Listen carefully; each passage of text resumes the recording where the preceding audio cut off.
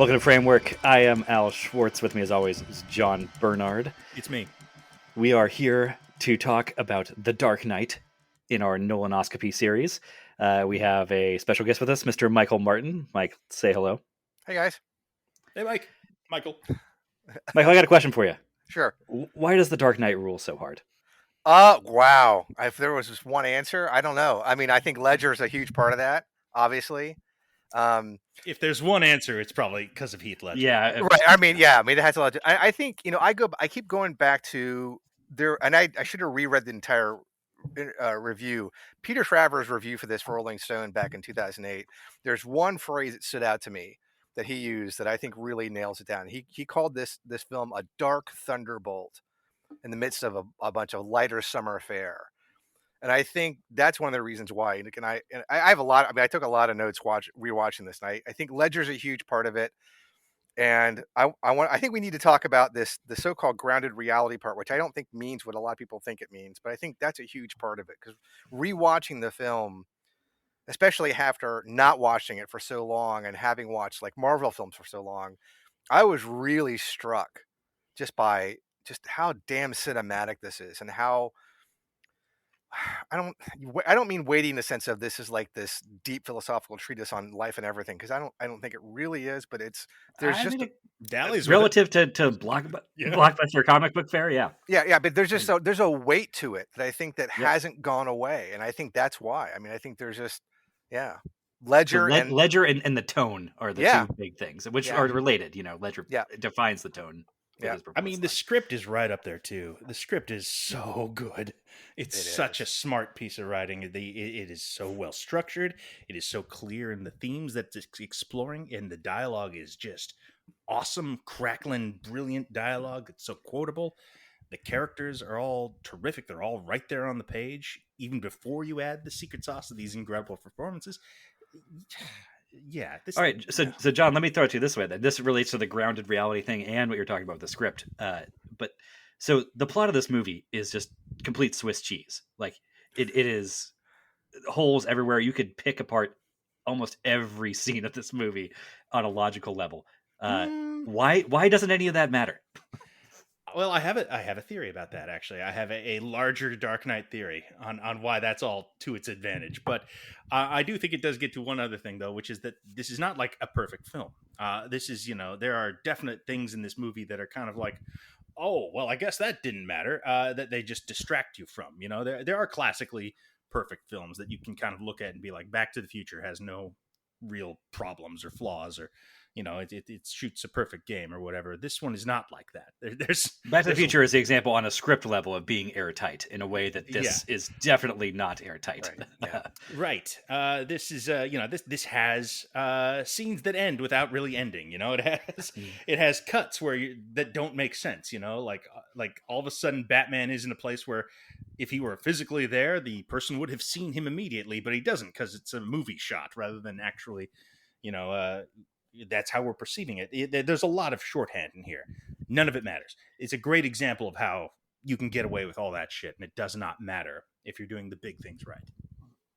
Yeah. Okay. Since we're talking about the reality thing, there's on YouTube from Warner Brothers. It's like an hour plus long doc about the making of the trilogy, and there's this great quote from Nolan about this reality stuff.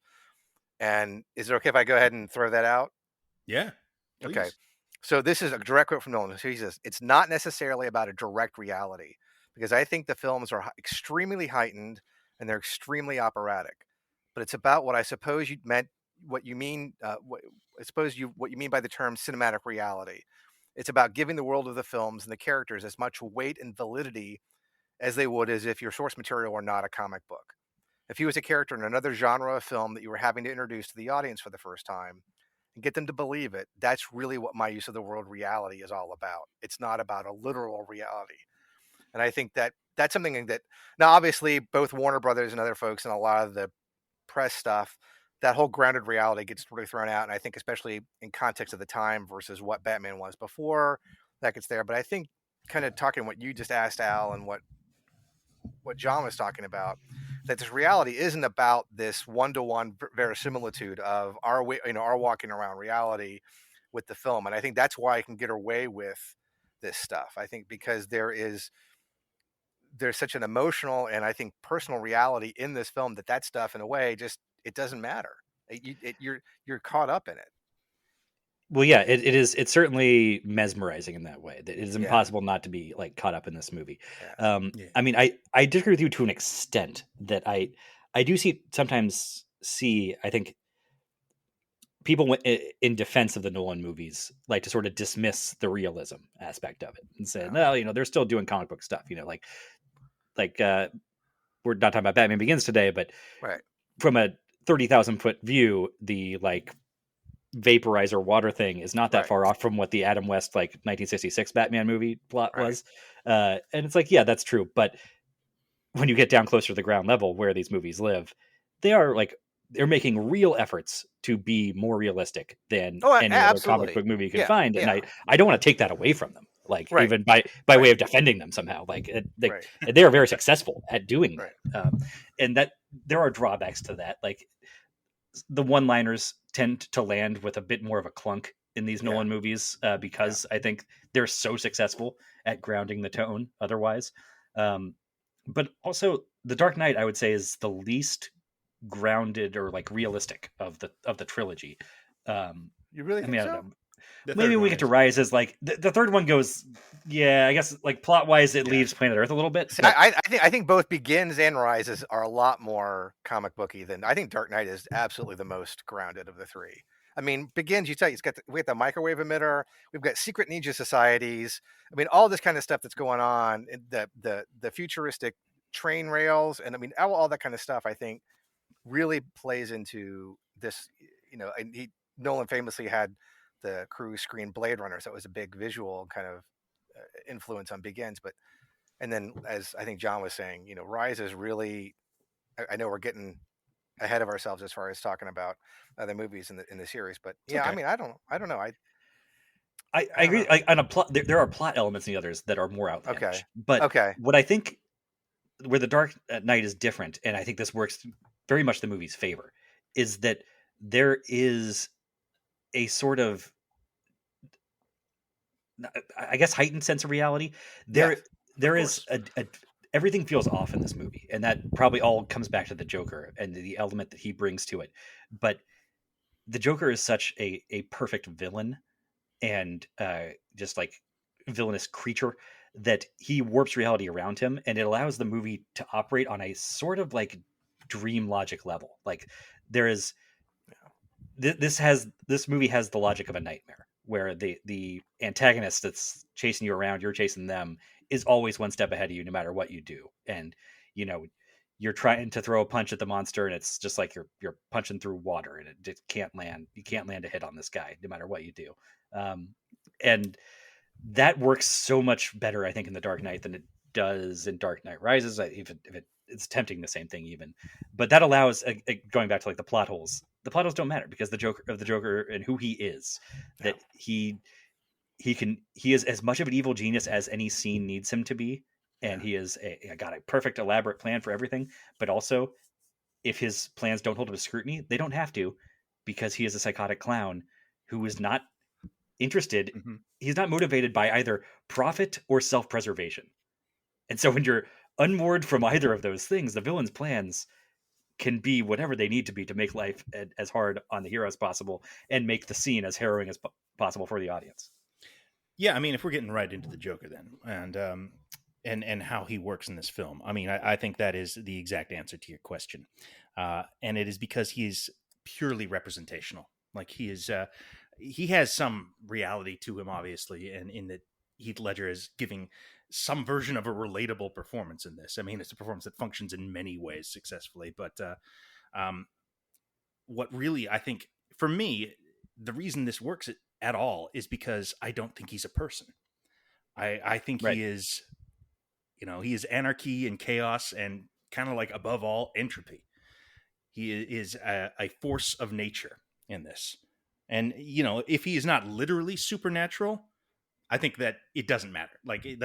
His ability to Right. do the things he does basically is not possible unless he is sort of this trickster god force, that rises up in opposition to all the things that the triumvirate of heroes kind of represents. Well, it's that, but yeah, he's an inhuman force because his motivations are not, like I said, related to human motivations of self preservation, or he's not in for the money, or he's not even really interested in killing Batman. Right. Like, that's wild. How frightening and dangerous this movie feels throughout, when the villain doesn't even really want to kill the hero. Like, And he even becomes uninterested in even knowing who's Batman actual like real life, personality is. Like he doesn't identity is. He doesn't care. Like he yeah, they don't make that like, they don't underline that with dialogue, but it right. becomes sort of apparent then, like by the third act of the movie, that he's Yeah. decided, oh well, Batman is who he really is. It doesn't matter who he's pretending to be on the Right. other side. Like, he's the freak. Mhm. He's the costume. He is order.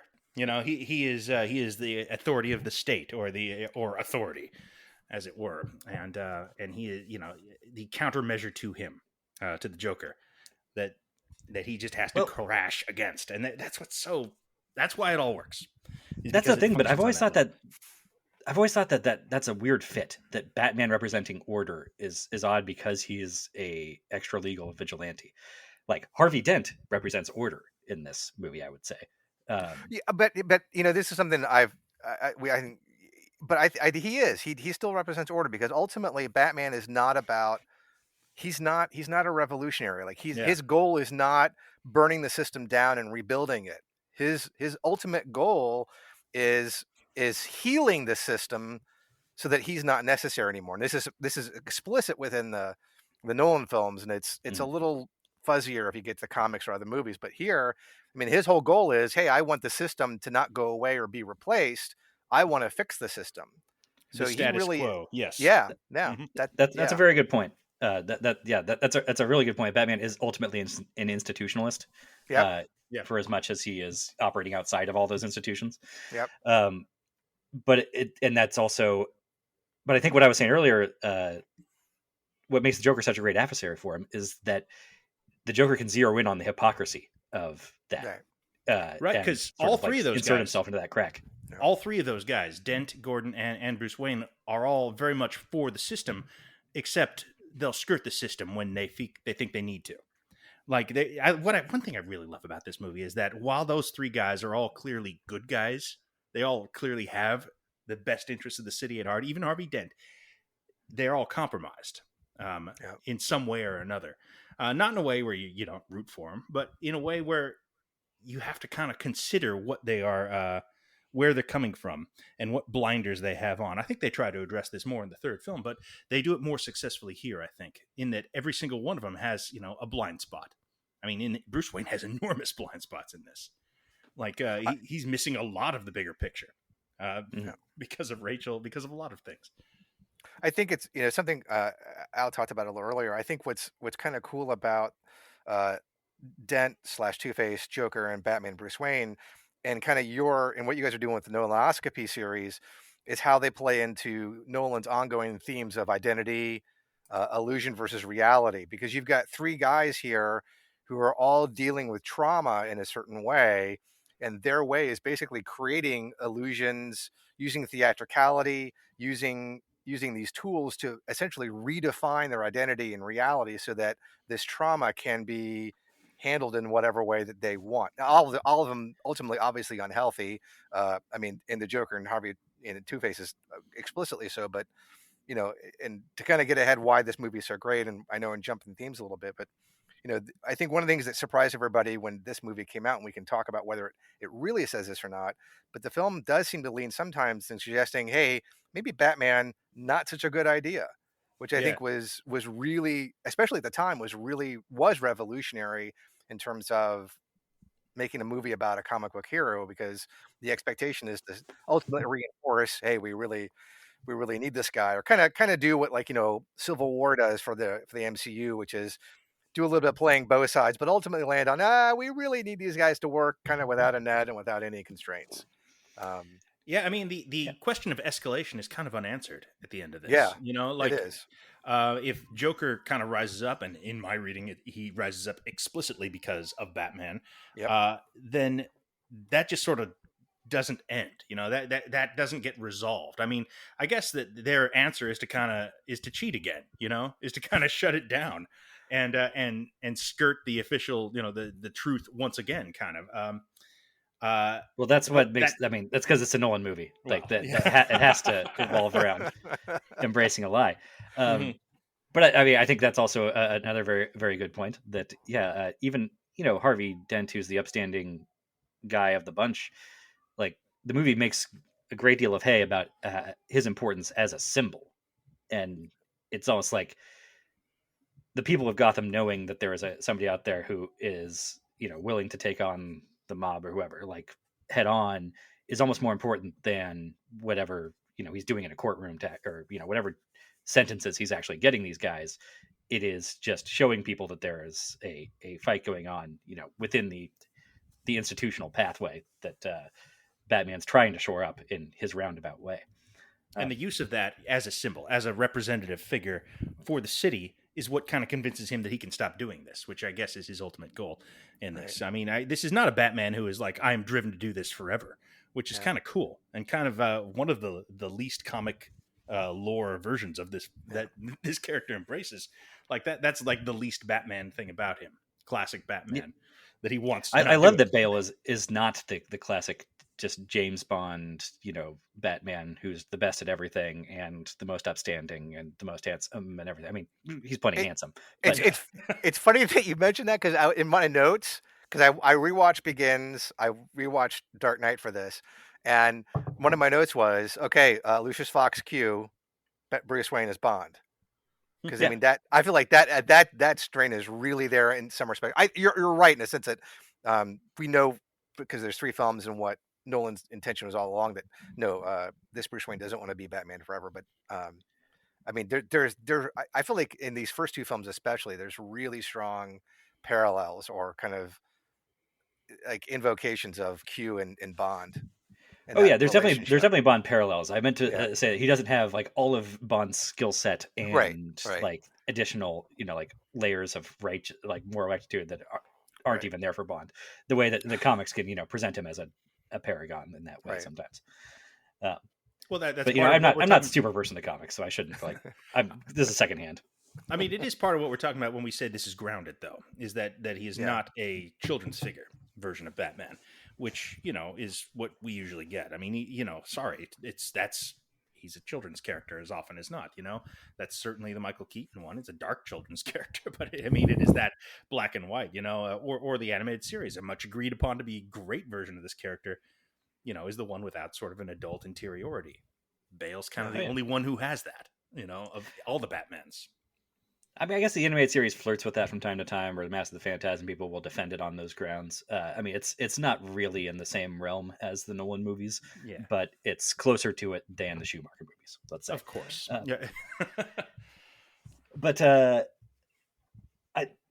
other thing I would say about the Nolan-ness of this, I feel like we're in the heart of it right now between the Prestige, this, and Inception. That's where the Nolanisms are really like at their strongest, getting completely solidified. And here, I mean, it seems like every other person in this movie's got slick back hair. You got Rachel's pulling dead wife double duty to motivate. Like she's the dead wife for 2 of the heroes here. I mean, this movie, for as great as it is, it's overplotted to a degree, like the way that a lot of Nolan movies are. There's people who are not getting framed for murders they didn't commit; they're framing themselves for murders they didn't commit. But the main thing, though, it's the embracing like a lie. That's the thing that he always circles around from Memento, and it's there in the Prestige, and it's there in Inception, obviously. Big time. But I mean, going back to Rachel's death, there's like a double layer there of compassionate lies around like what her romantic intentions really were, because Bruce is sitting there in tears telling Alfred like she was going to leave Harvey for me. We could never tell him. And then Alfred's like taken like, just get that away. Making white. Yeah.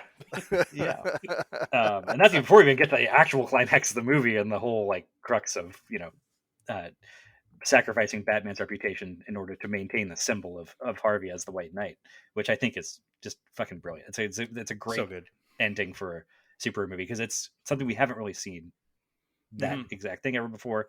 It is not fully triumphant, but it's not just an utter downer. Like, I mean, as bleak as this movie gets for a very long stretch of its running time, you need some sort of victory there, and it is a victory of sorts. Yeah. But it's brutal on the hero, which I love. I love that. I mean, you mentioned this a little bit there. Just the thing with Rachel in this, where I find Bruce Wayne's whole larger game theory here, the way he wants this to play out, fascinating. In that he thinks Harvey Dent is amazing and excited that Harvey Dent has arrived to save the city, that he is the hero that he can never be, all of that. And what he's most excited about is that if Harvey Dent does end up being that good and solving all these problems, that means that he can steal Harvey Dent's girlfriend. Yeah. Like, which is sort of like presented as his ultimate goal in this. And I think that it is kind of intentional. Like, he is not reading social cues, like every scene he has with Rachel in this, she's kind of, you can tell she doesn't want to be with him, like, she is connected to Harvey at this point for obvious reasons. And there's like a cringe factor meter that keeps going up with each scene that they have. That's the longer that's just the two of them together. Oh, read the room, bud. That's actually a cool thing too, though. About for as much as Gyllenhaal's version of Dawes feels like a completely different character than the Katie Holmes one, it is a through line from Batman Begins that Rachel was never really down with Batman. She was always like looking for a Harvey Dent to do it, like through the courts and whatnot. So it tracks from the first movie and makes total sense that she is ultimately decides to go with Harvey. I mean, for all the good it does anybody. But Gyllenhaal's performance in this is a little odd to me because, and I've always felt this way since seeing it for the first time. Her first few scenes, there's this really, to me, just weird energy to her, and I'm thinking specifically of the scene after the really dramatic courtroom scene when they're walking along and she's basically saying, "Hey, how about you and I go off and get a nooner since you're rattled?" And there's this really weird, and then she settles down to it. And by the time we get the conversation with her and Bruce at his penthouse, I feel like she's much more settled into the role, and I'm buying it, and I'm not thinking about Katie Holmes or like that anymore.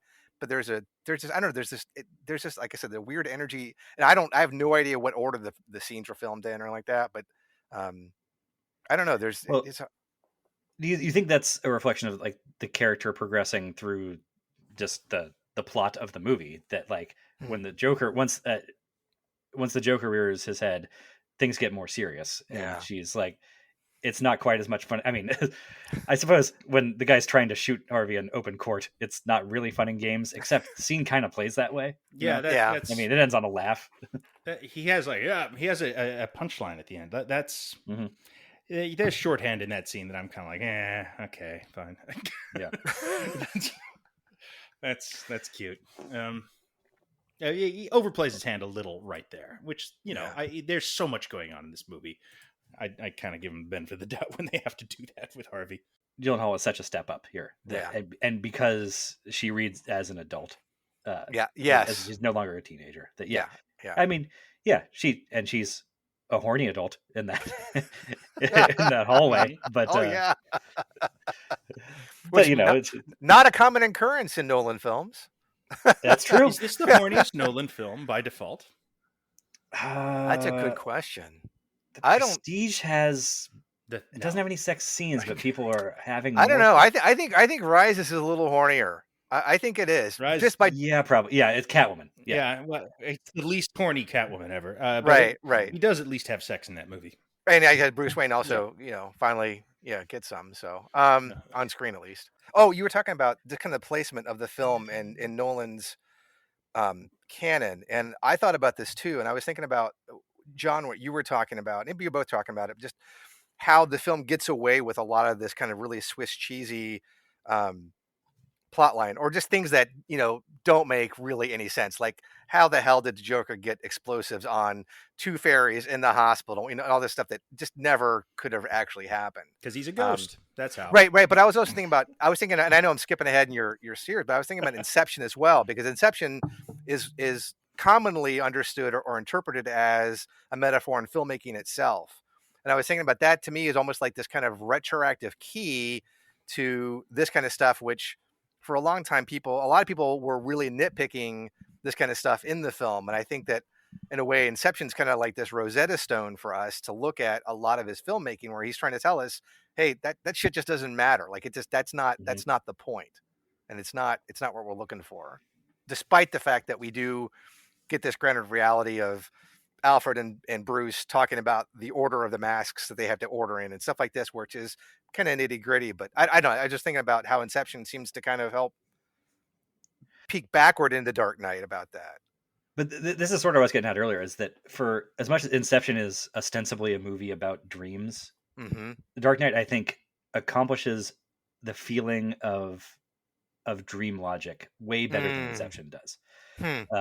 Or nightmare logic, and that goes back to how the Joker can kind of get away with anything. Like, as long as you're not looking directly at him, he can, like, you turn your back on him, and then he can have accomplished anything that is feasible.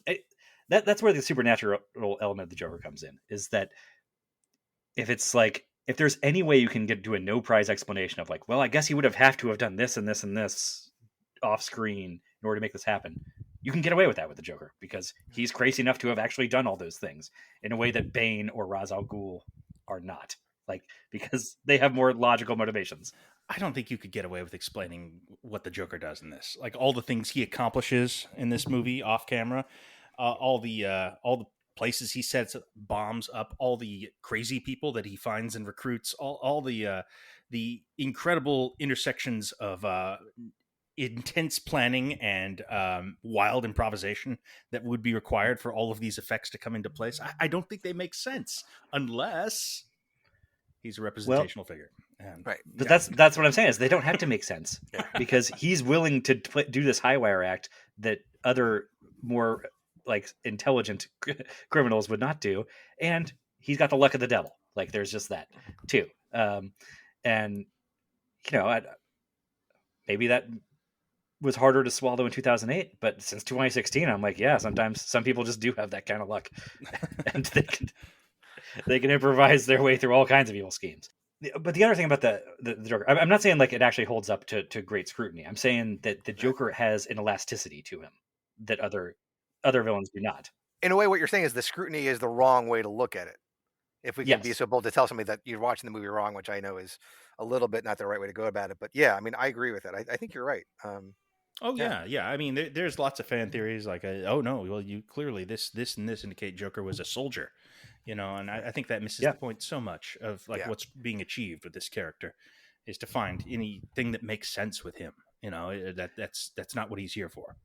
Yeah. No, but okay. Here's the thing that I think is brilliant about the Nolan version of the Joker, though, is that I think you can do those things to a greater to some degree, and if you want to, there are through lines of, how does Joker find all these loyal soldiers? Well, there's a kind of a brief line about how he's a paranoid schizophrenic, this guy that they, David Dalmatian or whatever, that Harvey's. Well, they connect him directly to the Arkham bust from Begins.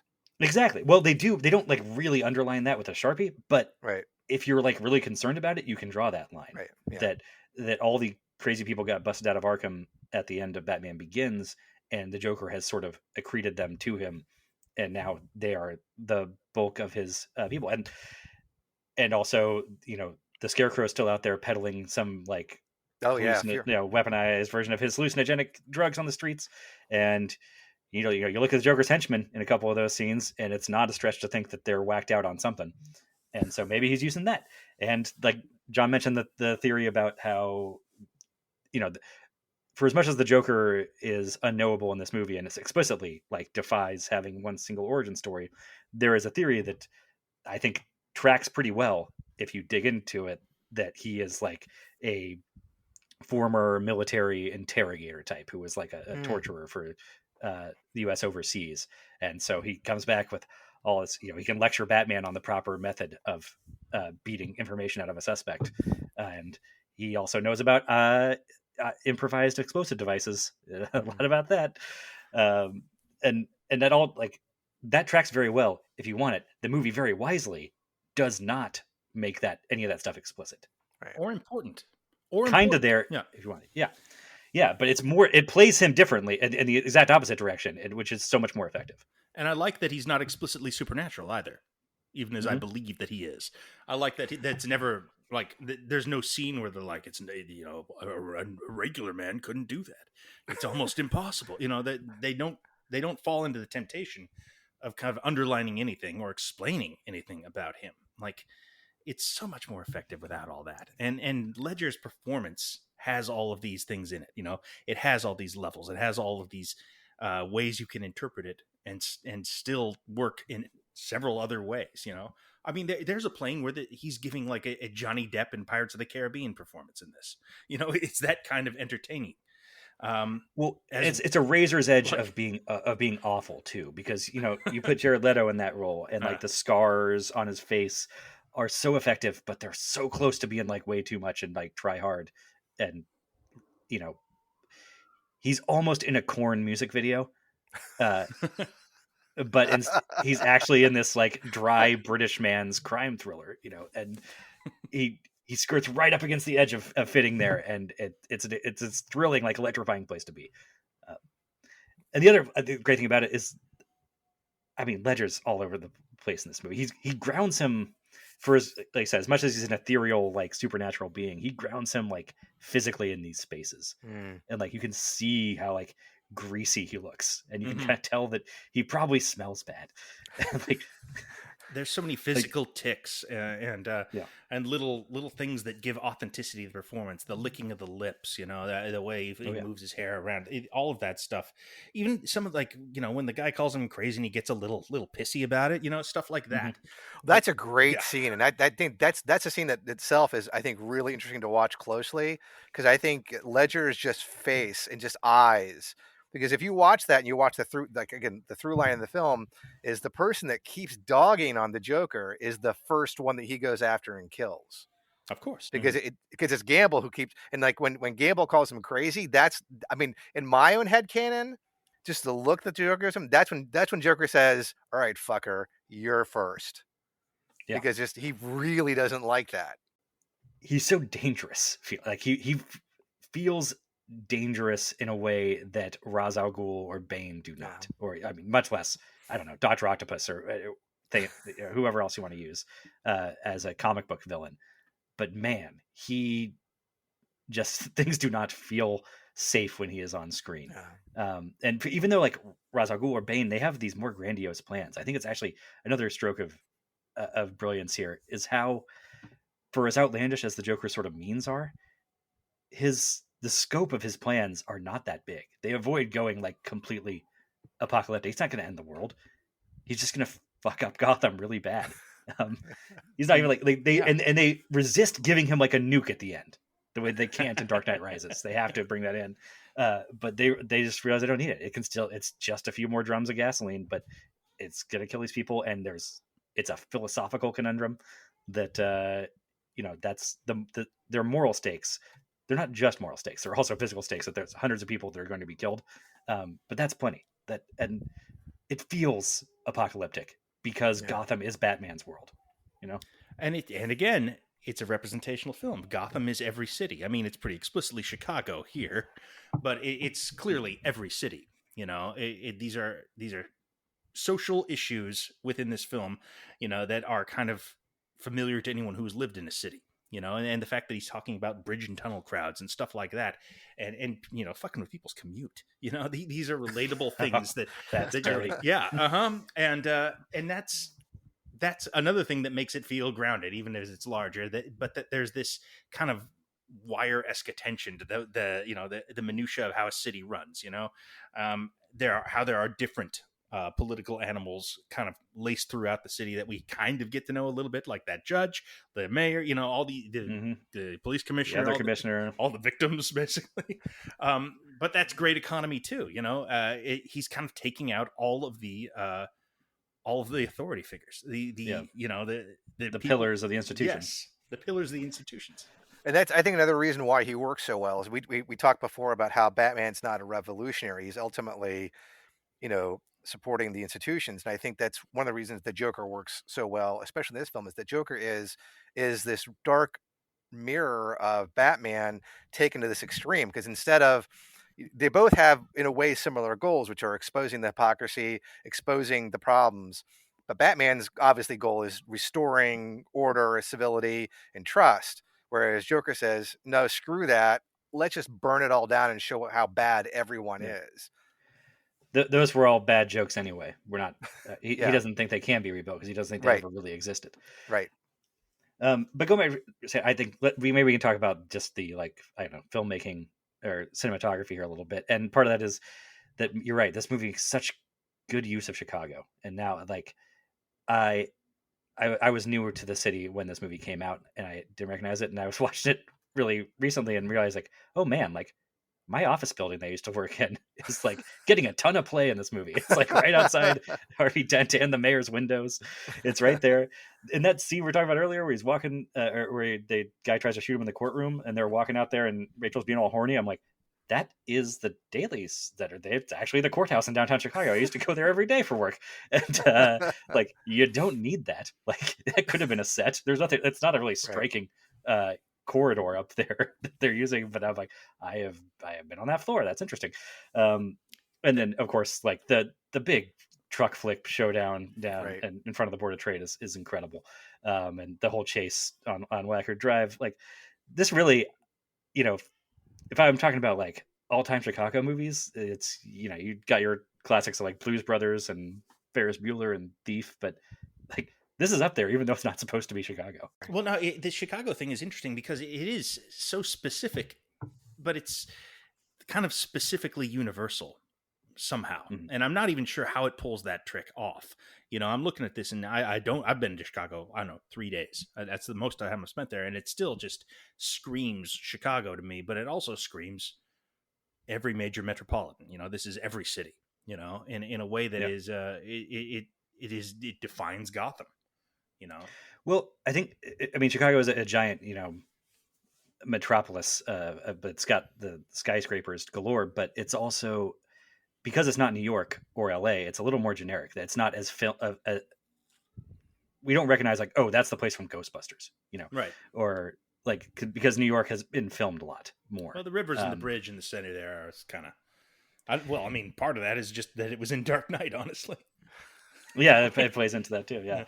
No, I don't know. Maybe it's just, like, the green tint of the river maybe is a little more recognizable, but all that's not just to talk about, like, oh, I like my town so much, as it grounds this in, it gives it a sense of place. And that really, this is something the Nolan trilogy does really well, is that it makes things about Gotham in such a way, that the line is always about how Batman gets overshadowed by his villains.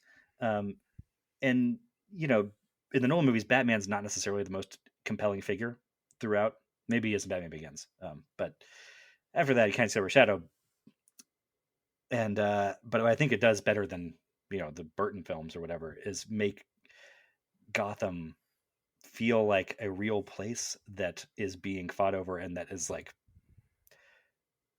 Gotham is going through an arc of its own throughout this trilogy. Yeah. I thought about, I was thinking about similar thoughts on my rewatch, and again, it's been enough years since the last time since I've watched them, and I've not watched enough other comic-based films since. I think it really struck me just what a difference it makes. Especially, I haven't rewatched Rises yet, but just with Begins and with Dark Knight, Nolan's just absolute obsession with doing as much stuff in camera on real locations. What a difference that makes. And I'll confess, tonight I actually rewatched about an hour and a half, 2 hours of Dark Knight just again in prep. And I got embarrassed to myself because I liked the movie so much. Like, I just stopped taking notes. I started watching it because I was so into it. But like, even stuff like the Bat Pod, I'm like, they built that thing. They built that thing and they drove it through the streets on with a. I mean, obviously there was some digital augmentation. They did face replacement. There's some things, but I mean, that was a real vehicle that they built and drove. And I feel Yeah. like, and that was only 14 years ago. And I feel like at this point, that probably wouldn't happen. And like it was just that lends itself. That lens. I mean, that's just one example. But and you talked about the truck, which they flipped for real. But Yeah. everything, just They using really this. threw that van into the river, you know, like if, Right. I mean, just the. I mean, again, it's just this weight of this particular heightened reality, and it makes such a huge difference in watching the film. And I think that's another kind of the underlying reason that we've kind of not thought a lot about. John, Al, your initial question, why does it rock so hard? It's like, again, I think this all these little elements, and I think that it being filmed on these locations, I think um, using the lighting, using the buildings, using um, I mean, heck, even using using Lake Michigan for the Caribbean was, it was they used real locations. I didn't realize they had done that. That's Yeah, they did. that's great. Like I said, it goes back to what I was saying about Ledger too. It's just it feels grounded in a physical place, Mhm. and then that makes all of, like, I guess the more abstract stuff going on somehow plays better to me. Yeah. The other thing that I think helps this movie is that it moves in such a deliberate, sort of inexorable way. Like, I would never not say this movie has a breakneck pace. Like, it doesn't move super fast, but what it does, it's moving constantly, especially in the opening, the first act, where there's so much like exposition to get through and setup of all these different factions and how everything relates to each other. Um, and it's not doing it by like doing quick cuts the way like a Michael Bay or somebody would do to try and keep things moving. But what's doing throughout that is constantly like this slow zoom in every scene, or it's panning, or it's revolving, but the camera is just constantly in motion, like not fast enough to really like make you feel sick or anything, or make you like feel disoriented, but it's always moving, and it makes it creates this subliminal sense that everything is marching towards this Mhm. outcome that's sort of unavoidable. It glides. Was my impression. Yeah. I think the score helps too. Usually, I'm a fan of. Yeah, the score is driving Yeah, that motion. I don't like atonal scores generally. I want I want a Joker theme or whatever. No, this movie has the right call in there. Like this is the best Zimmer score in some ways, in that it really kind of just it is propulsive, and it just sort of draws you in. Like those big chords that just sort of keep playing, in most of the Joker scenes, where you just sort of it just makes you lean closer, drags you Well, into the Joker has that sort of like jagged quality to it that like just puts you on edge as soon as, like, oh, this is the Joker scene. Like, you kind of know that even before he shows up. He played. And then there's also like he like used razor blades on guitars or some bullshit like that. see, this is the type of thing that, like, you describe so much stuff about this movie, and especially how it handles the Joker, and it's like, oh my god, this could be so terrible. It's so much like what every like the shittiest form of fanboy who just wants everything to be dark as possible. The Leto Joker. It could to just be do. the Leto Joker. Yeah. Like, Look. I want the Joker to be a serial killer who's just like, you're just terrified. Like, people are going to be wetting their pants when he shows up, and you're never, and Ledger Joker basically is all that, but he's also like that with a philosophical underpinning that is directly challenging the hero's philosophy, and it's like all to a purpose, even though viscerally it is like all that shit.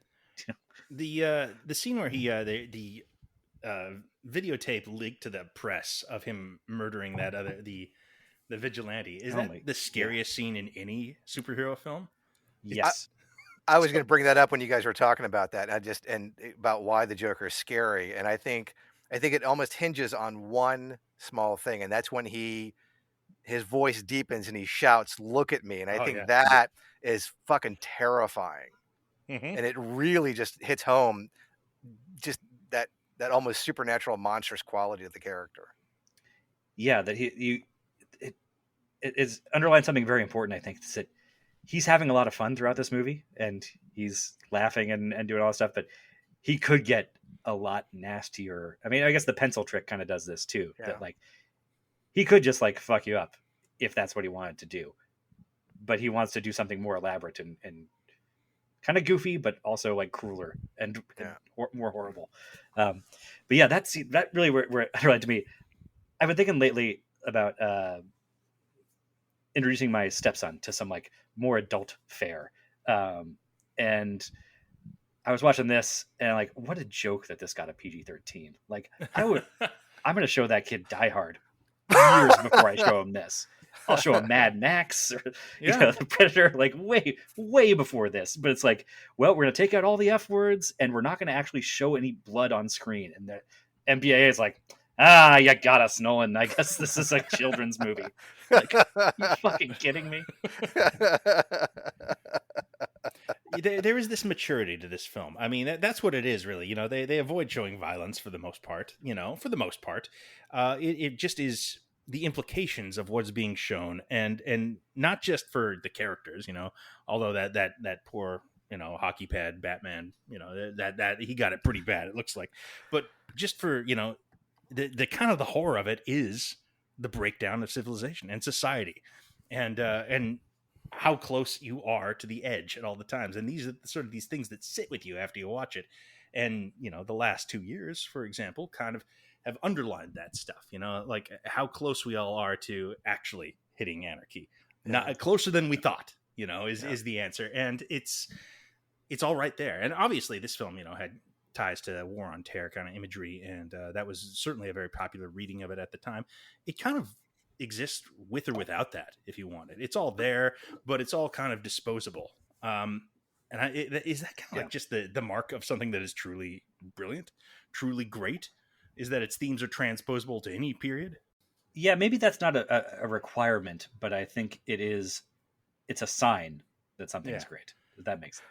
I think it probably can be great and stuck in its time. Yeah, I guess you can. Like, irrevocably, but I agree with that. Obviously, there's a very specific political and cultural context to this stuff, like you said, the War on Terror. But at the same time, rewatching it now in 2022, like Al said, I love that word maturity, and I think that this is something that's talked a lot about, and with movie fans and critics and stuff, and especially with the rise of now multiple R-rated comic-based films, whether it's Logan or Deadpool or Suicide Squad. Kick-Ass was rated R, and this was not. Right.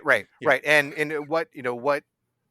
where's the value of that? And I think one of the reasons that I think Dark Knight holds up is because it's mature. It's not mature in the sense of stodgy or, it's not. I'm not, the words are skipping, but like it's trying to talk about and think about real things using this heightened story to kind of explore these ideas of justice, chaos, entropy, how, and like you were saying, John, like what kind of holds us together, and what's the thing that's gonna bust it all apart. Well, and really, that stuff that I think I was citing as just a way to get around the rating and keep this at PG-13, but that ultimately I think has an effect of making this feel more mature than a lot of those R-rated superhero movies you're talking about. Totally. Because it's not reveling in gore or like the graphic nature of the violence, but it's got the most disturbing shit, like that snuff film that we're talking about that is horrifying. There's how horrifying is the bit where they cut away from the Joker telling the Gamble's henchmen they're going to have tryouts. Like, if they had stuck on that for 2 more seconds, like, it would be like you would never sleep again. Like, Lau gets burned alive. Exactly, that's what I was going to say. Just off camera. The Chechen apparently is dismembered. So yeah. And explicitly dismembered, but not on screen. So you don't like. But it's amazing what they get away with in that. And even just the fairy bomb at the end, like that, nothing happens there. Obviously, the good wins, or whatever. But it's the sort of thing that stays with you. It's the sort of thing that you actually have to keep thinking about and kind of have to keep processing. Like. We're new parents, in a way that I don't have to keep thinking about how Superman snapping General Zod's neck. Of course not. but like that one, you're just like, well, shit. Now I actually, as you get more mature, that the ramifications of that become even harder to accept and understand. It's like, well, my life is not just my own to some extent. So it becomes thornier, it becomes scarier, and more high minded. You kind of have to. It it gets you in the Should we- game, as Joker says. Should we talk about the fairy thing for a second? Like, how many seconds do you guys think it takes for somebody to hit their button on the fairy situation in real life? Oh. I mean, I think I it's think under it 10 definitely seconds. happens. Yeah. It's a Yeah. race. I don't think that even Like- proves Joker's point about how terrible humanity is. That's just a fucking thing that Yeah. Mhm. nobody should ever be asked to make that type of decision. Yeah. And I don't think it's even like a crime if you do it. Oh man, Like, now just- we're getting dark. I mean, in a sense, no. If you pull the button, you've functionally saved a boat full of people. Right. Like, yeah, they're not presented with if you don't do it, like the prisoner's dilemma. I think like the yeah. proper thought experiment has a thing where if the other person also makes the better choice, you both come out okay. But that one doesn't even have that. It's just a race. You can do it first because he says we're gonna blow you both up anyway. So like fuck it at that point. But I mean, I'm not saying that I think the movie would be better if they did blow each other up or something. Like I think actually the movie kind of needs that counterpoint thematically. Like we're operating on that operatic level. It really needs it. Yeah, I think Yeah. it definitely does. Yeah. I say, sorry, I'm going to circle back really quick just because I'd written some notes down about the score itself. I did want to throw out, I don't think it's Zimmer's best score. I think that's Interstellar. I think Interstellar is the better score. We'll revisit that shortly. Right. Yeah. But I mean, there's some parallels going on, I think, with the score between this and Begins and even the look of Begins and Dark Knight. And one of the things that really struck me in rewatch was how both weirdly connected and how disconnected Begins and Dark Knight is. Because you could go into Dark Knight and not see Begins and you'd probably be okay.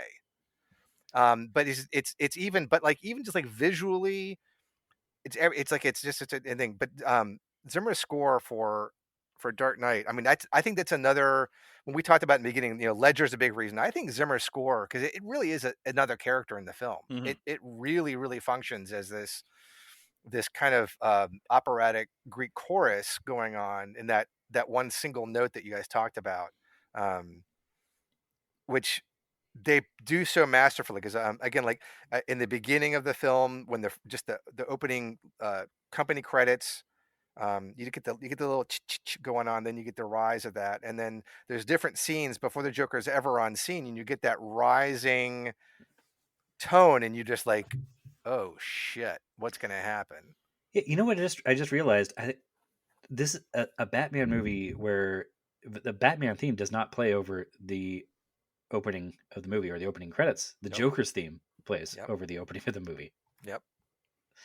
Yeah. Yeah. I mean, it's a big Joker scene. Can we talk It about is, that yeah. scene? It's amazing. Sure. Is it the best action scene of Nolan's career? I think it is. I think it might be. Is it even an action scene? I don't know. I mean, I like the I truck gotta think about van yeah, chase later on better. There's some good Inception stuff too. But I don't know. Yeah, the rotating fight's pretty cool, pretty fun in Inception, I think. I haven't seen Inception in many years now, but I mean, that's probably maybe it's the best shot, the best blocked scene. Yeah, it's not really action much scene of an action scene so really. far. It's kind of just Well, an it's awesome nobody we scene. care about. Yeah, That's the issue. I guess. Yeah, but that allows all of them to die, which is great. It does, except for William Fichtner. Wonderful. I care about William Fichtner, guys. I don't know. I guess you don't, but He does create a memorable character very quickly. It's pretty impressive. Yeah. Like all his lines. He's got 3 of them. They're all very quotable. Like just Yep. all you and your friends are dead. All that. I honestly I wondered for a long time if that is that even him. Did somebody else ADR that? What accent is he doing there? I don't know. So I don't know. Just hashtag not my Fichtner.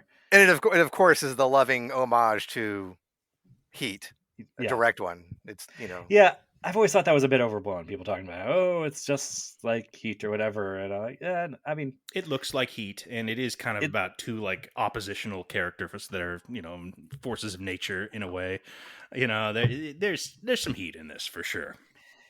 yeah. I mean, there's a lot more Seven in it, as we talked about in our Seven episode. There's I mean, more Nolan's so. been really open. Nolan's been really open about the influence of Heat on it, but I don't. Oh, yeah. It's not. It's not like a remake or anything like that. It's just it's one among other films that have really heavily influenced it.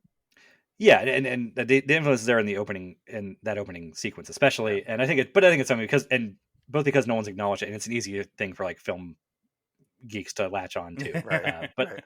I think it's a Yeah, bit they wore over masks below. too. Yeah, right. It's a bank robbery, okay, yeah, but there's a lot of those. Yeah. You know what I like about that scene also? That the robbers have these goofy, like robber voices. Oh yeah, they're like Batman the animated series robbers. Yes, exactly. Hey, this Joker guy's got a crazy plan. Like you would think if you were watching that, if you had skipped Batman Begins and were watching this, you would be confused as to how like after the opening sequence, okay, I thought Gotham was supposed to be in New Jersey, and now it's become Chicago, and nobody has accents anymore.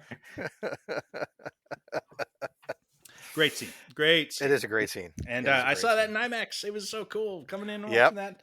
Like 6 months before this came out, it was like, oh shit, that's gonna be good. All right. It was much Yeah. better than the film it was in front of. Which was So- that? Which was it again? It was I Am Legend. It was Will Smith's Oh, I Am Legend. yeah. They threw that in Oh, front yeah. of. Yeah. That's right. Yeah. Uh-huh. So did you guys? Well, I mean, let me- okay, go ahead. Go ahead. Sorry, I want to throw this at you guys. Okay, so one thing about this movie is it's very long. Okay. Yeah. And do we think it's too long at all? I think No. I think maybe you could cut it down a little bit, and I think the thing that gets singled out a lot is people saying, "Oh, like the whole trip to Hong Kong is like this detour that adds length, and it's not totally like doesn't add that much." I don't think that's actually removable. I think I agree. it's actually really important. It both for the plot elements of like the mob money that becomes a thing that they're chasing around, but also just you need the team of Batman and Gordon and Dent to get some wins Yeah. when they're working as a unit. Yeah. In order for like that disintegration to work. It's also exactly the sort of extra legal thing that everyone can get on board with. Yes. Mm-hmm. Like it's bending the rules in a way everyone's going to be like, yeah, it's good they bent those rules now. Yeah. Like that guy's scum and he was doing bad things, so it's fine that they broke stupid like international, that doesn't matter. Those laws are not important. That's what Batman can do. Flying Yeah, 20 feet over a building? Who cares? Yeah. That guy was worth it. Yeah, he doesn't have jurisdiction because he's Batman, and that's important. Yeah. That it gets you on their side as they're doing something they technically shouldn't do according to the plan and the rules that they have set up, that they are the guardians of. Yeah. The hypocrisy. I mean, but Yeah. I think it's more. I mean, I don't know that we need to be more on their side than we are to we start with, because I think we start on their side. Of course. I I mean, again, they're good guys. Yeah. Like that's a good thing they do, but I think having them get a win and like that their thing is working before the Joker comes and fucks it up, I think is important. What I think is where I think you could actually cut things down later on is you've got like the Joker has this initial sort of attack where he kills the police commissioner and the judge and then attacks the fundraiser, and then they have the funeral for the police commissioner, and he does the assassination attempt on the mayor there, and Gordon fakes his death, which I mean Gordon faking his death I think is the weakest element of this film. That's not really necessary. It worked on me stretches the first the reality in a way that I don't think works that. I don't think it adds enough to justify that like stretching of reality. But I also think you could combine those attacks that he kills the commissioner and the judge and attempts to kill the mayor, but they foil it, and you can kind of move on from there. I don't know that we need a separate thing there, because I also think the attack when he shows up in the 21 gun salute guys or whatever in disguise, that's like the least good Joker attack sequence. I think one important, and I don't think that you're entirely wrong about that being a good example. We talked about the plot being a little too complicated for its own good. Yeah. I do think it does function as one really important way though, which is because in a way we know Gordon's not going to die, but the film is doing this. The film gives us Gordon's death. It walks through this just incredible sequence, which at some point, I think if we get time, we can talk about again, from the point of Dent being transported all the way through the Joker's escape. But I think what it does do is it helps make Rachel's death more poignant than it would be already, because the film has given us one fake out death, and so we're kind of thinking, oh, okay, the film's not going to really kill anybody, we're okay, and then it does. And I think that may be one function that Gordon's fake death can help deepen or kind of drive that knife twist a little bit of killing Rachel a little deeper.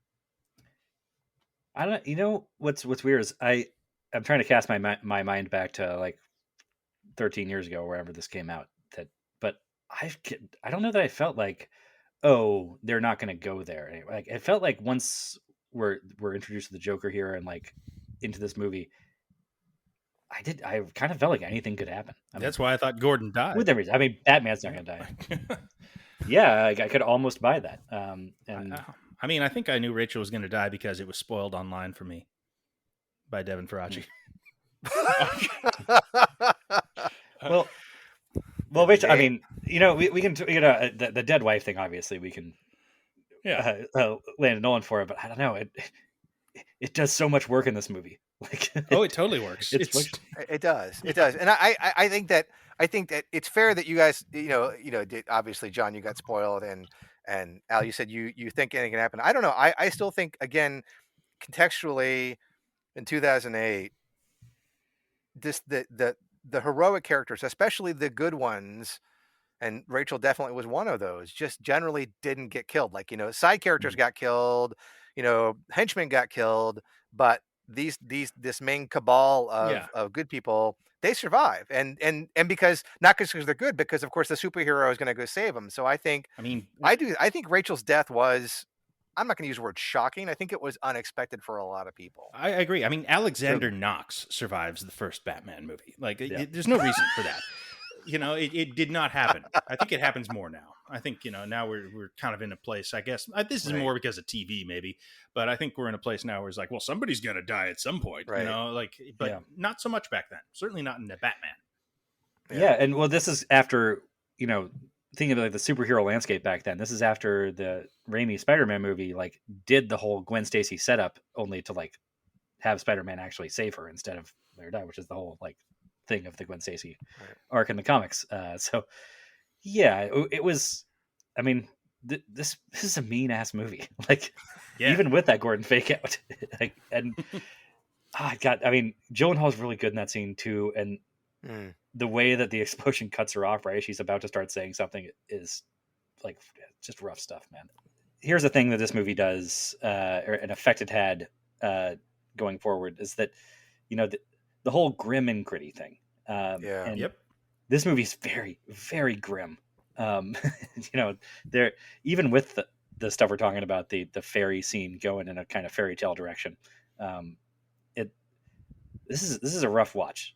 You feel pretty wrung out after watching it, and it had this huge effect on film going forward, especially blockbuster movies that doing the grim and gritty version of things became more and more popular after this. Batman Begins was kind of doing that, but this really kicked the door down. Made the Oscars had to change their rules to get nominated for Best Picture.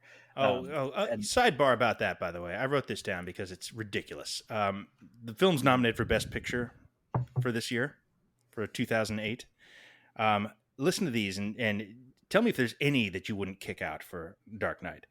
The 5 nominees were Slumdog Millionaire, which won, Frost Nixon, Milk, The Reader, and The Curious Case of Benjamin Button. I have only seen 2 of those movies. Slumdog Millionaire is a very good movie. The Curious Case of Benjamin Button is a fucking terrible movie, as we have gone on at length about. The whole episode devoted to have my contempt for that film. I've only seen one of them, and I mean I enjoyed Slumdog Millionaire, but I would not put it on the same playing as the Dark Knight. And I certainly, having not even seen Benjamin Button, but I just feel like there's enough consensus that it's not a good film that like that's a real head scratcher. Martin Scorsese would be like, "Yes, this proves the Oscars are bullshit. This is this." Well, the amazing like thing about this is that it made the Oscars take notice of this way in which they were bullshit. That they're just like totally disconnected from what people actually watch and care about, and they responded to it in the worst possible way, which is not the response should be, okay, maybe we should nominate things that people actually care about. It's let's just nominate more things. So we can still include the reader and Benjamin Button in this bullshit and give them the trophies, but throw a bone and just make. By the way, make being nominated that much less special and important.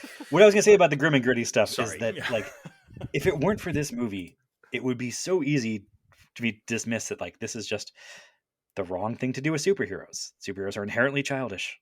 I mean, I think that is actually a fact, and doing R-rated versions of them, like, it's usually not worth it. Except that there's this movie sitting here going, this is the grimmest, grittiest version of superhero you could possibly do. It's fucking great. And so it can be worth it. This exercise can be worth it. And unfortunately, that means we have to live with Jared Leto.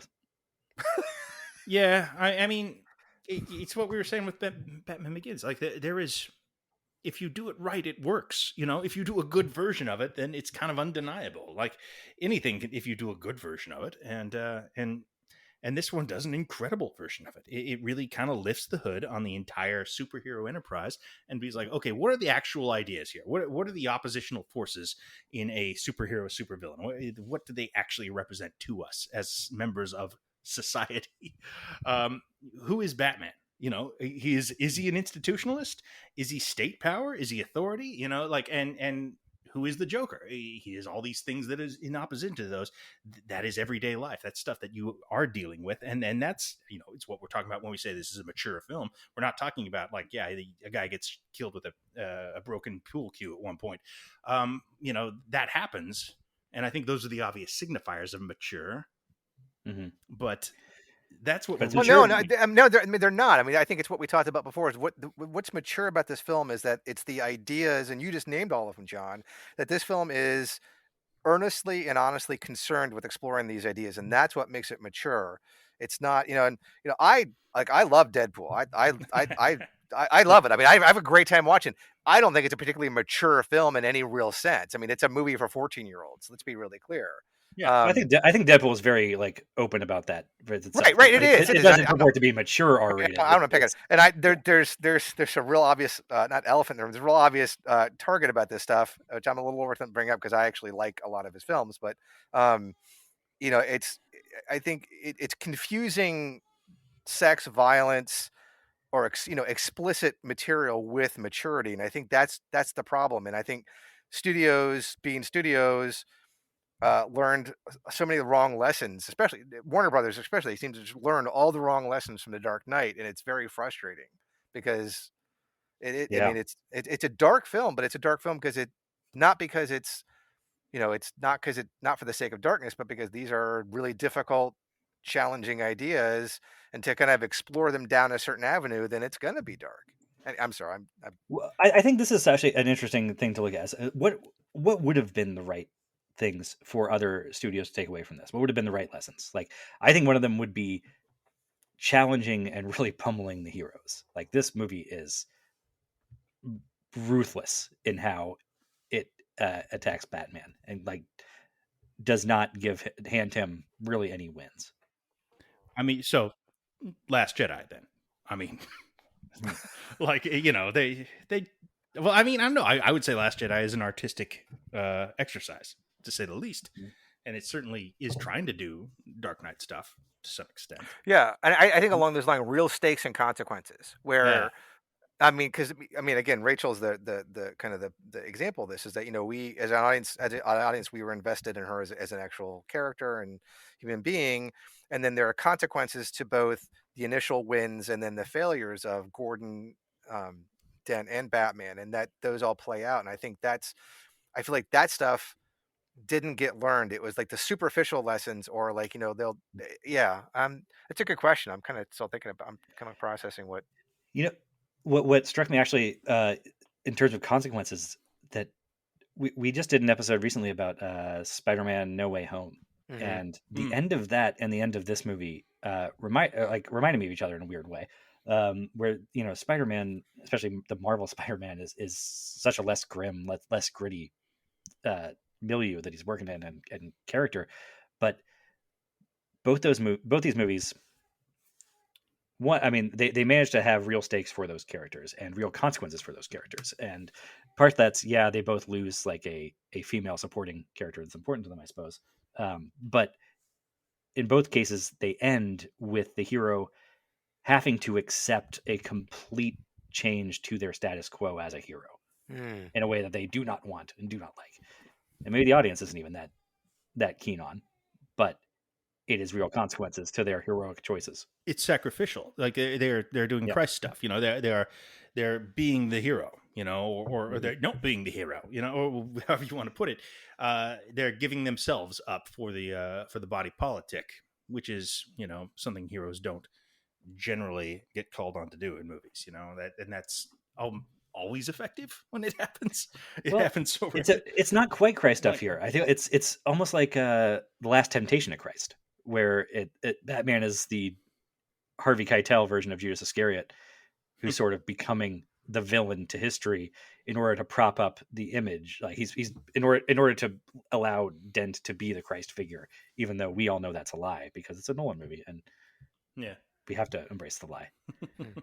Another lesson I think you could learn from this, and something that a lot of superhero movies, especially like superhero sequels, struggle with. Like once you're out, a lot of times with superhero movies, I feel like the second movie is a clear step up from the first one, and I think that's just because you have to do the origin story of the first one, and the origin story gives you a lot of good material, but then there's this, you have to make this sort of lurch into like late in the movie into, okay, now we're doing a superhero thing, and you bring up a villain and do that. And then the second movie, you can kind of like hit the ground running and let the superhero be the superhero finally. And a lot of times that involves bringing in extra villains. But what Dark Knight manages to do, I think, is there is no there are not origin stories in this movie, really. Like No. to an extent, the whole thing is an origin story for Two Face, I guess. Sure. But there is no origin story for Batman here. There is no origin story for the Joker, and that's a weird thing that you don't want every villain to imitate the Joker exactly in that department, but it is an incredible way that this movie can be 2.5 hours and have so much going on, uh, and not feel overstuffed in a weird way because it is avoiding having to do that origin story stuff with its primary protagonist or antagonist. Yeah, yeah. I think that can't be overstated enough. Is especially with the Joker, is that we talked about this obviously throughout the podcast, which is he literally just kind of appears, and the writing is so strong, and his role as the antithesis, or this dark mirror of Batman, is so good that we don't need it, and he's used strategically and really well. And I think that's again a lesson that doesn't seem to have been learned very well, is that we still get a lot of movies with a lot of heavy origin stories and times with villains, instead of kind of trusting the material, trusting the story, and trusting the audience, that we don't necessarily need that.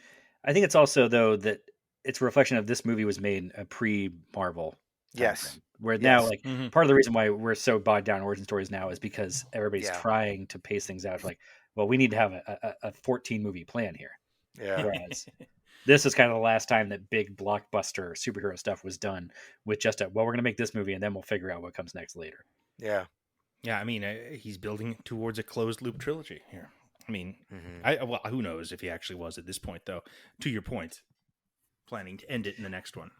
Well, they claimed it. I mean, if you there's the I know it's official material, so you always got to be a little suspect about how accurate it is. But I mean, if you look at like the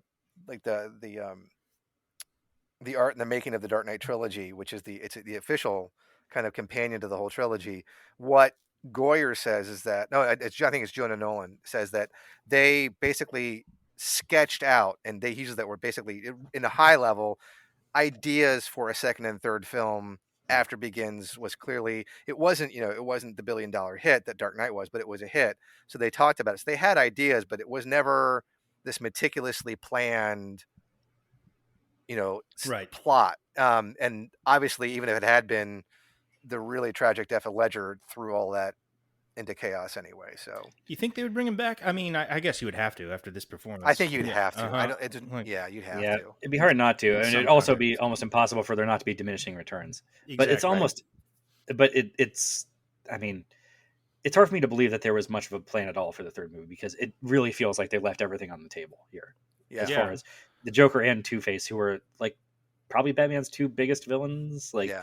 maybe Two-Face isn't quite as well known as some, but he's a lot more personal of a thing. Like There's two best if you're trying to do a villains. serious Batman movie, it's like if you're trying to do a serious Batman story, Two-Face is one of the ones to go to. Supposedly, and I can't say this with certainty. Supposedly, the early plan was the third film was going to be the trial of Harvey Dent and the creation of Two-Face. Like he was going to be introduced in the second film, and then Two-Face comes about in the third film. That quickly went away, and like you said, and Nolan as a filmmaker supposedly is a guy he doesn't like leaving things for sequels, so he just said no, we're going to do it all with this film. So Yeah, I think a wise choice. I mean, like we'll get to the third film, but it's kind of a relief to have a complete story in one movie here, a complete statement, that doesn't need to carry on. Like, I mean, in the way that Begins does its own thing that is that informs but is not required for this film. Like I think you appreciate Batman a little more because it Begins, but beyond that, Begins is its own thing, theatricality and deception, and this is its own thing. And I guess the third one, well, that's not really the case anymore. But it's nice that there's no like setup for this. I mean, I guess the first one had there's a Joker card at the end. But that's fine. But they're not setting. That's like the Penguin. bare minimum that they had to do. And but it is great. Also, I mean, given that Ledger died, like that there wasn't like things being held back to do with that character. It doesn't feel like we didn't get something here. I mean, we get this perfect thing. Like honestly, is there any Joker scene in this movie that's not absolutely pitch perfect? No, like, they're all pitch perfect. They're all amazing. Every single one of them is great. The thing nobody ever talks about, I feel like, but it's one of my favorite things is there's the bit he's doing the video. He's hanging Anthony Michael Hall upside down. He's making him read this hostage statement or whatever. But while Anthony Michael Hall is reading it, you hear Joker like off screen, like mumbling along the lines with him, like, like Batman must do, or the bridge and tunnel crowd are in for a bridge and tunnel. You just hear him. It's so good. You guys know that Ledger directed those two little segments. Oh wow! No, I did not. The two videos the Joker made, Nolan let him direct those, so he actually helmed those for the film.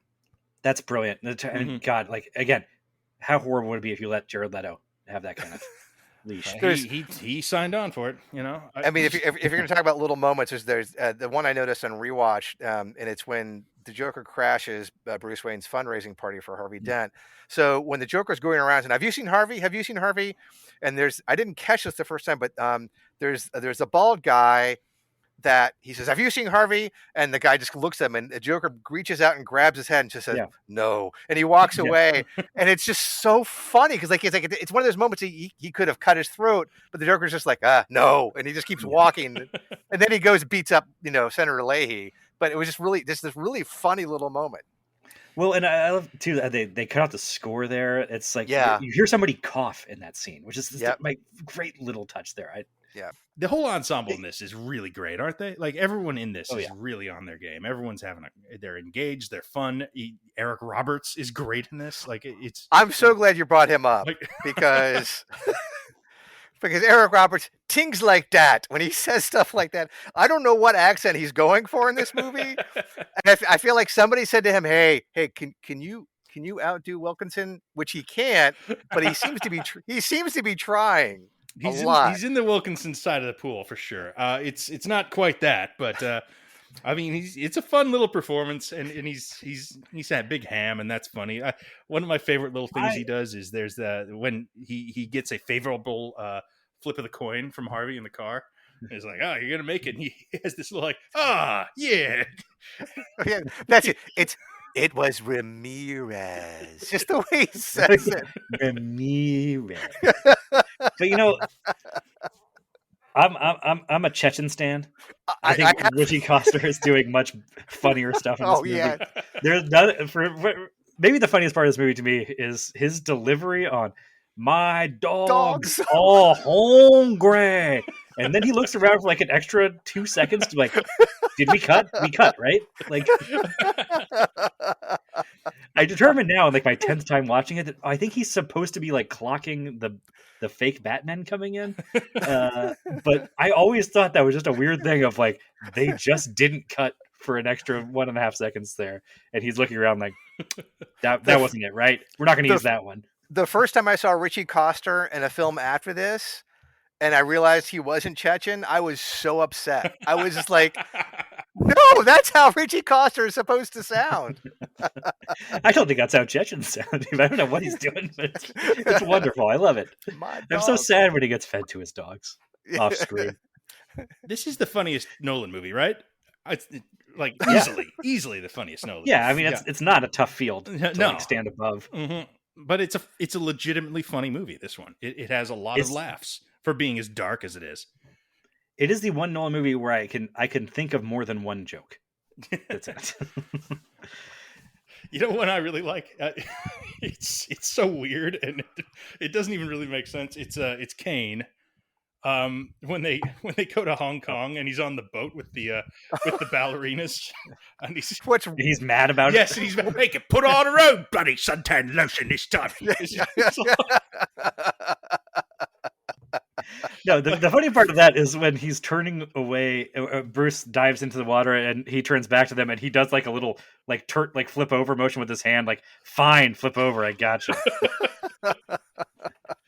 He's great in this, man.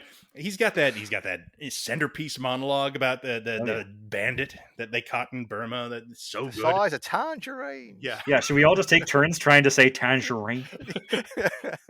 I'll play with a ruby the size of a tangerine. All right, John wins that round. Yeah, John wins that one. Yeah. Or the other one I really like is when he's talking to Rachel and he's like, "No, you see what he's doing is he's not being a hero. You see, it's really clever." And she's like, "Yeah, I get that." And she's not having it. Yeah. It's a great scene for Rachel too. She's like, "Yeah, not buying it." There's a really Kane. I know we're talking about jokes. I'm sorry to go serious. There's a really neat little callback to Kane and Begins. And then the scene after Rachel and Harvey both get blown up in various ways. So Bruce is being all broody and crying. And when Alfred comes and he brings the food, Bruce is clearly not interested in eating. Alfred says very, very quietly, "Very well," which is exactly what he says in Begins when he comes to Child Bruce with food after the funeral. So it's this really nice little callback. That's well. It's what I say after he has a tragedy. All right, I got one more thing I wanted to throw out about the Joker. Just like what, and I don't know if this is a thing that you could really like imitate or emulate in other respects, but I think it's a sign of just how strong a villain and performance this is.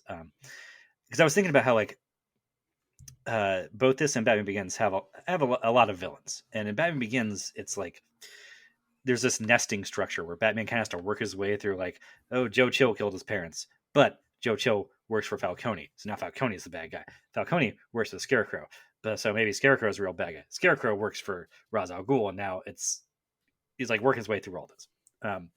And in The Dark Knight, there's also like quite a few antagonists, but the Joker is also is the main villain, obviously, but he's also like an antagonist to Maroni and the Chechen and to Two-Face. Yeah. The villains there. You could say that like a lot of superhero movies, were maybe not a lot, but at least Spider-Man 3 gets a lot of crap for this. It's held up as the poster child for villain overload. Like, we don't need all these villains. But it's incredible how the Joker still stands alone, even among all these villains.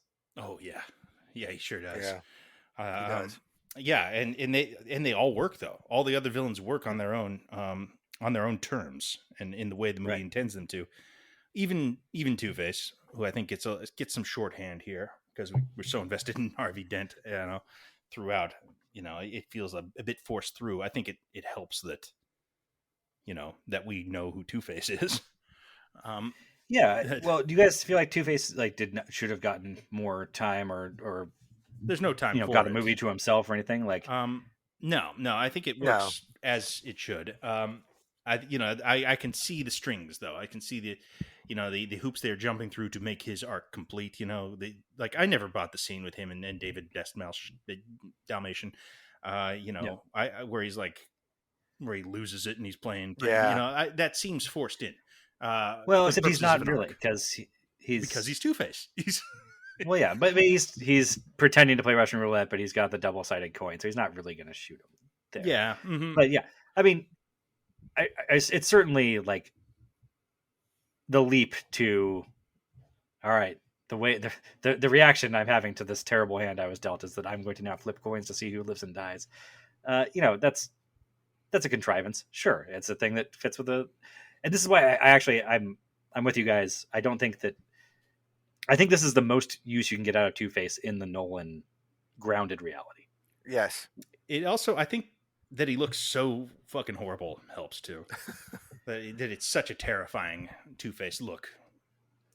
Gets him somewhere along, gets him further. I'm not sure. It's really well realized, but I don't know. It's almost like too grotesque, but also bloodless is the thing. And I guess that's part of getting that PG-13 rating. Yeah. But I don't know. I mean, but it is pretty horrifying. I mean, it's like that's one of the areas too that this becomes a really kind of heightened operatic thing, because obviously anybody who that level of injury is not going to be walking around doing stuff at all, or like for more than a few seconds, because infection alone is going to kill him in a couple of days. So it's like but they confine his whole thing as Two-Face to like he doesn't have to be alive for more than half a day in order to do what he does in this movie. That's true.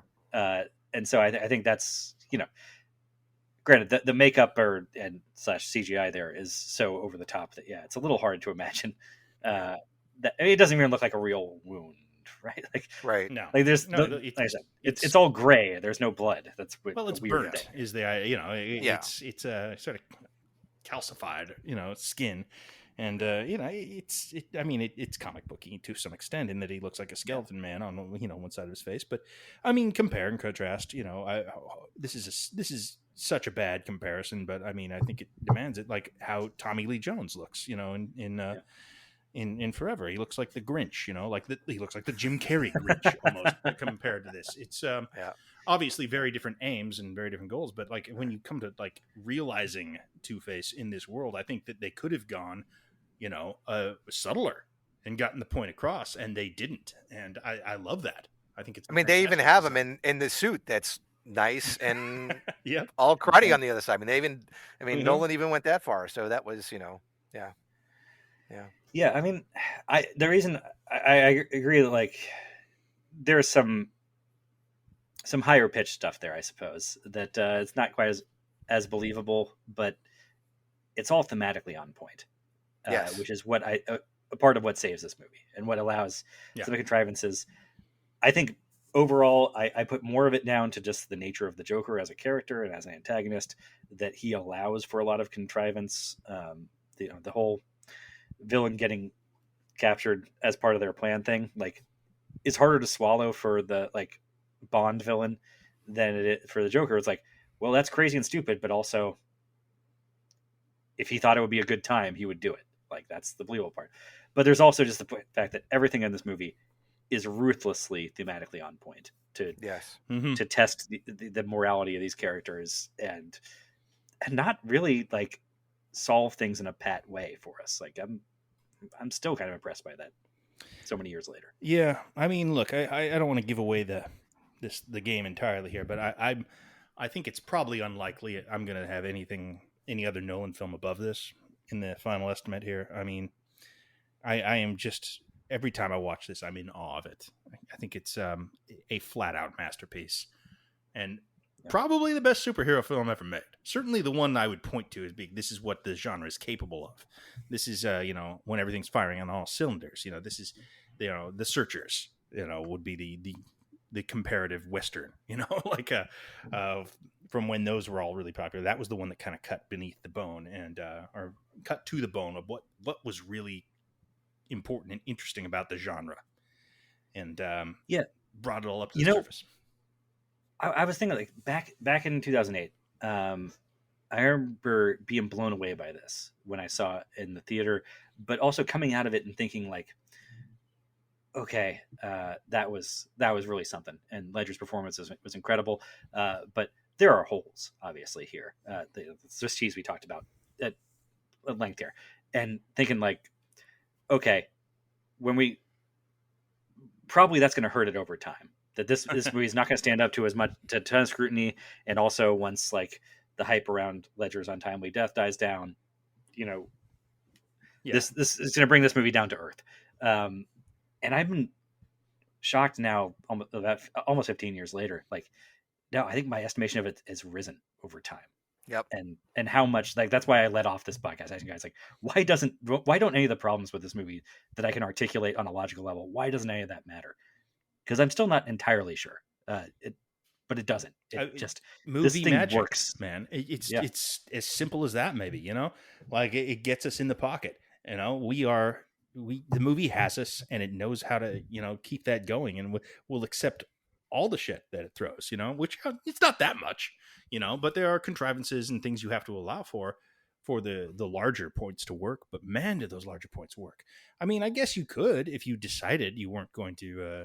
You were going to find fault with this movie. It would be easy to do, but I don't know anybody who does that.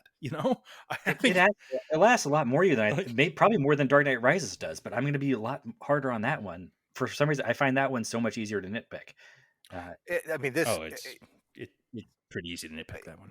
I feel actually a little relieved listening to you guys kind of talk about because you guys mirror a lot of my feelings. I mean, it's Dark Knight has been since 2008. It's been if I have a name a top like a personal top 5. Dark Knight's always been in it. Like it's never left. But just to be guesting on a podcasting, I haven't watched it for a good several years, and I think I've only watched it like one time over the last probably maybe 6 or 7 or 8 years. And I was both Begins was actually a lot better than I remembered it being. I remember. It's good. It's really good. But I was like, just like kind of Al said, I am just like, damn, this movie is just so fucking good. It's Dark Knight. I'm specifically talking about, and it's I'm a little hesitant to say best comic book movie because I think to some degree it depends on what you want from a comic book movie. I certainly think it's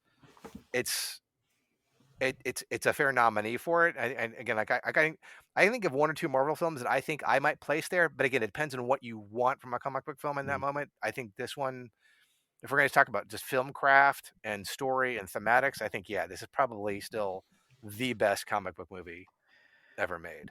This is another thing we circle sometimes on this podcast, but that it is easy to place this at the top of the heap of comic book movies because it is important, right? Capital I, and that it's so much it's easier to rate dramas above comedies because dramas wear their importance on their sleeves, and comedies are trying to make everything look easy and lightly disposable.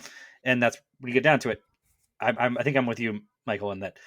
Yeah, I like the Marvel movies a ton. I think they're actually underrated in some ways, which is a weird thing to say about a most popular franchise in domination. The world. Yeah. But they're underrated in different ways, and that I think people don't recognize them as being comedies, which is their brilliance, and that's a great thing to be too. And maybe it's something I like better than this on some days, but also like this is up there. It's.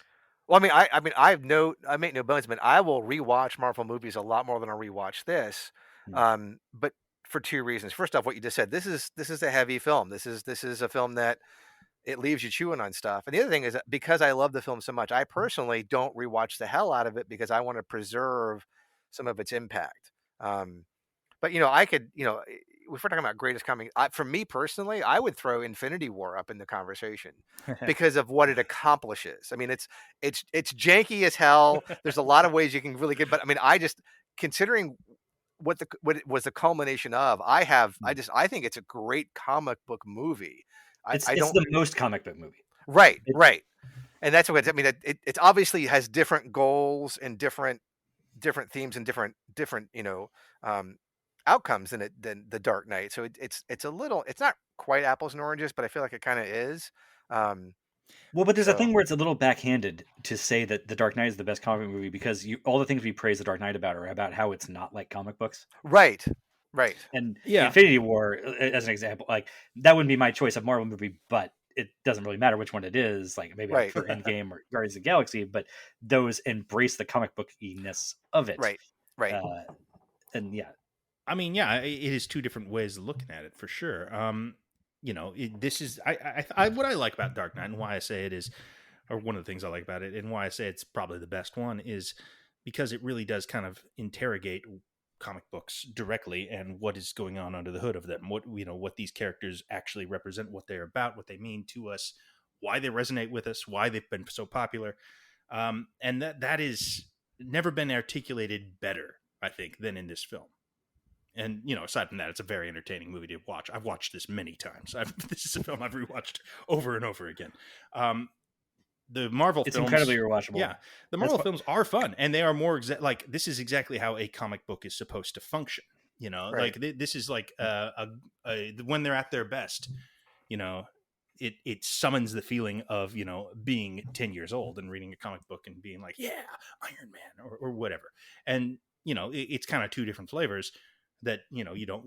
The great thing is you can have both. You can actually do both of those things. You can enjoy both films.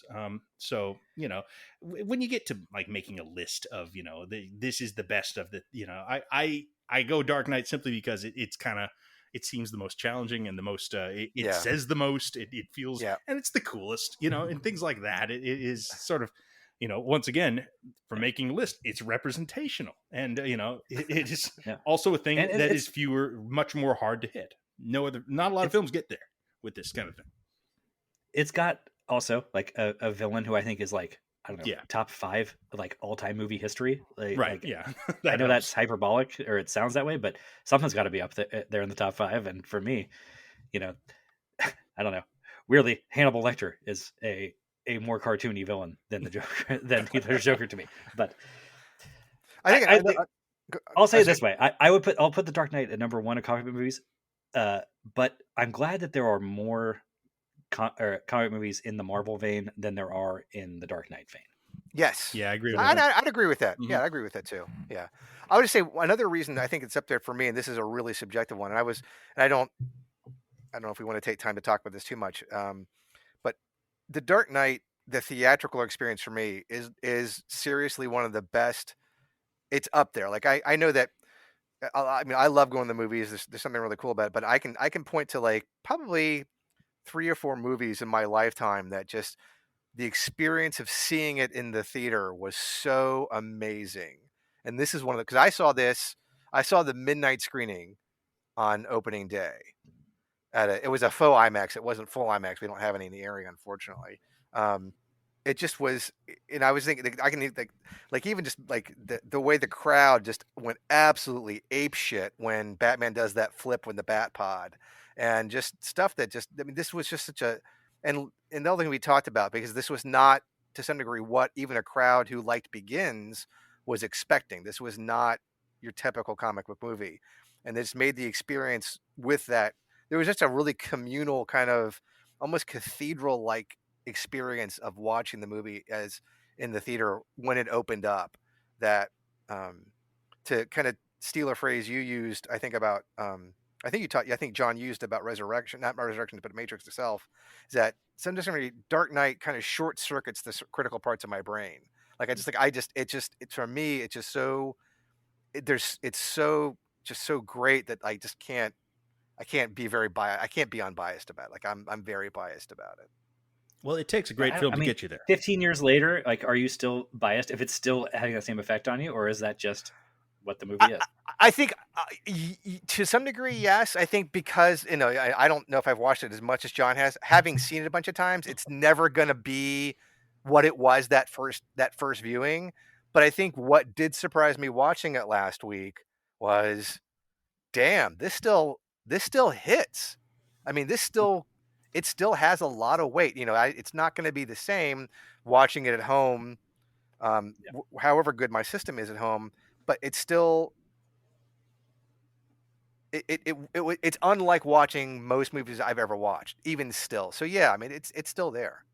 Well, listen, when we were talking about the Matrix too, I call it the original Matrix of this, but I think it applies Dark Knight too, as it's an unfuckwittable. Like it cannot, like as imitated as this movie is, and for as bad as a lot of imitations have turned out, man, that once this movie's on, even it's one of the lesser scenes that I was talking about earlier could be cut out. Like I'm still drawn into that. And if the Joker's in the scene, fucking forget about it. Like you can watch any one of those scenes. Yep. And you're in. You're hooked. There's no getting away. Yeah. It's a high bar for any movie to follow up, man. I mean, we're going to talk about Rises. But first it's going to be followed up by Inception, exactly, which is our next film. Exactly. And a lot of people would cite that as Nolan's masterpiece. I think it may be because it's the most Nolan movie. I am very, very excited to rewatch Inception.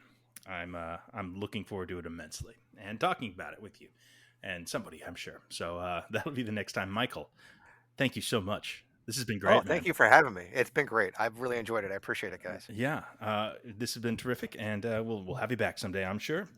But I think for now, I think we could probably go on, but I think we are now the longest episode of the podcast right now.